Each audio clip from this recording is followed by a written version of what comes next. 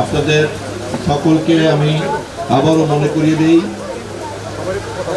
আমাদের জনাব তারেক রহমানের সরকার ক্ষমতায় আসার পরেই, দায়িত্ব নেওয়ার পরেই আমরা যে কাজগুলিকে সবচেয়ে বেশি গুরুত্ব দিয়েছি, কাজের জায়গা হচ্ছে সারা দেশে বৃক্ষায়ন করা, সবুজায়ন করা। আমরা সবাই জানি, বিশেষ করে দক্ষিণাঞ্চলের মানুষ হওয়ার কারণে আমরা সবাই জানি যে আমাদের জলবায়ুর পরিবর্তনটা কেমন করে হচ্ছে।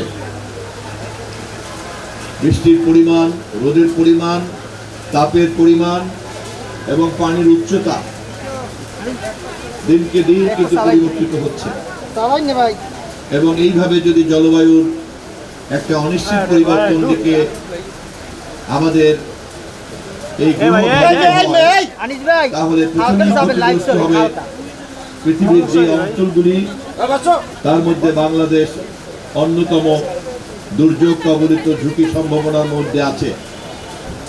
আবার বাংলাদেশের মধ্যে যে এরিয়াগুলিতে সবচেয়ে বেশি ঝুঁকি থাকবে, তার মধ্যে আমাদের মতো উপকূলীয় অঞ্চল, যারা সাগর পাড়ের বাসিন্দা, সেই এলাকাগুলিতে সবচেয়ে বেশি ঝুঁকির মধ্যে আমাদের জনগোষ্ঠী থাকবে। অতএব আবার এই সমস্যার সমাধান কোনো ব্যক্তি, এমনকি কোনো দেশ করতে পারে না। এই সমস্যার সমাধান একটা বৈশ্বিক সমাধান করতে হবে, যে কারণে প্রতি বছরই পৃথিবীর পরিবেশবাদী আন্দোলনকারীরা এবং বিভিন্ন সরকাররা বসেন এবং মানুষের হাতে সমস্যার যে কারণটি নিহিত ধরা পড়েছে, তা হচ্ছে কার্বন নিঃসরণ।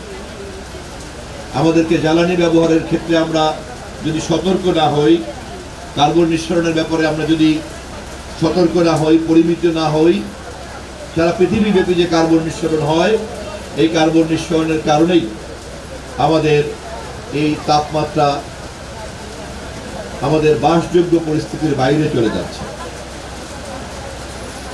মানব জাতির বাস করার জন্য গ্রহ একটা, চাইলেই পৃথিবী ছেড়ে অন্য এক গ্রহ আমরা চলে যাব, এই পরিস্থিতি এখনো পর্যন্ত বিজ্ঞান তৈরি করতে পারেনি। অতএব এই গ্রহকে আমাদের বাসযোগ্য করে রাখতেই হবে। এবং তা যেহেতু কেউ একা একা পারে না, কোনো দেশ একা পারে না, সে কারণে সারা পৃথিবীকেই সম্মিলিতভাবে এই কাজ করতে হবে। এবারের আন্তর্জাতিক আয়োজন কিছুদিনের মধ্যে ইস্তাম্বুলে অনুষ্ঠিত হতে যাচ্ছে এবং দিনকে দিন কার্বন নিঃসরণ কমানোর জন্য যারা বেশি বেশি করে কার্বন নিঃসরণ করেন, এমন দেশগুলিকে তারা বাধ্য করেছেন যাতে তারা ফসিল ফুয়েল, জীবাশ্ম জ্বালানি ব্যবহারকে কমিয়ে দেয় এবং নবায়নযোগ্য জ্বালানি, হাইড্রো পাওয়ার এবং সোলার পাওয়ারের উপরে যাতে আমরা আমাদের নির্ভরশীলতা করি। কারণ জীবাশ্ম জ্বালানি ব্যবহার করলেই কার্বন নিঃসরণের পরিমাণ বাড়ে এবং আমাদের তাপমাত্রা ব্যতিক্রম তৈরি হয় এবং আমাদের জলবায়ুর বাসযোগ্য চরিত্র নষ্ট হয়ে যায়।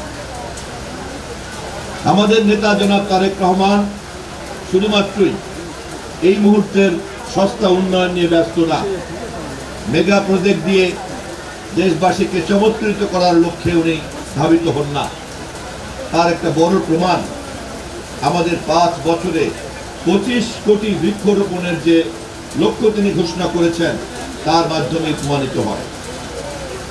আমরা আমাদের মেয়াদের 5 বছরে প্রতি বছর 5 কোটি করে বৃক্ষরোপণ করব নিম্নতম পক্ষে। সেই লক্ষ্যে ইতিমধ্যেই আমাদের সরকার সারা দেশব্যাপী এই তৎপরতা চালিয়ে যাচ্ছে। তার অংশ হিসাবেই আজকে বরিশাল বিভাগীয় এই বৃক্ষরোপণ অভিযান এবং বৃক্ষ মেলা অনুষ্ঠিত হচ্ছে।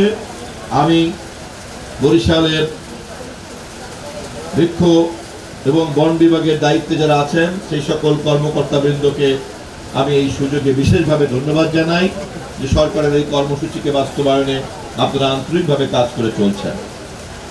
মাননীয় প্রধানমন্ত্রীকে ধন্যবাদ জানাই, তিনি সারা দেশে যেতে পারেন নাই, কিন্তু ইতিমধ্যেই বরিশালের দক্ষিণ অঞ্চলে গৌরনদী উপজেলা এবং বরিশাল সদরে বৃক্ষরোপণের মধ্য দিয়ে তিনি এই কাজ সমস্ত জাতিকে উৎসাহিত করেছেন, এই অঞ্চলকে উৎসাহিত করেছেন। আমি প্রশাসনকে, স্থানীয় জনগণকে, সামাজিক নেতৃবৃন্দকে এবং সকল রাজনৈতিক নেতৃবৃন্দকে, বাংলাদেশ জাতীয়তাবাদী দল সহ সকল দলের নেতাকর্মীকে বিনীতভাবে আহ্বান করব, বৃক্ষায়ন সবুজায়নের এই গুরুত্ব তাদেরকে গভীরভাবে বুঝতে হবে। কেবলমাত্র দেশপ্রেম দিয়ে এটা বোঝা যাবে না, এটার জন্য আমাদের একটা এই গ্রহের অস্তিত্বের বিষয়টিও বুঝতে হবে।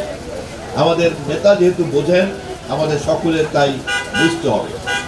আমি বৃক্ষরোপণ অভিযানের আয়োজনকারীদেরকে আবারও ধন্যবাদ জানিয়ে আমাদের এই অভীষ্ট লক্ষ্য পূরণ করার জন্য এই অঞ্চলে আমাদের যে দায়িত্বটুকু আছে, সেই দায়িত্বটুকু যাতে আমরা যথাযথভাবে পালন করতে পারি, এই ক্ষেত্রে বন বিভাগের যে কোনো উদ্যোগকে সর্বস্তরের সহযোগিতা দেওয়ার জন্য আমি আহ্বান জানিয়ে আমার বক্তব্য শেষ করছি।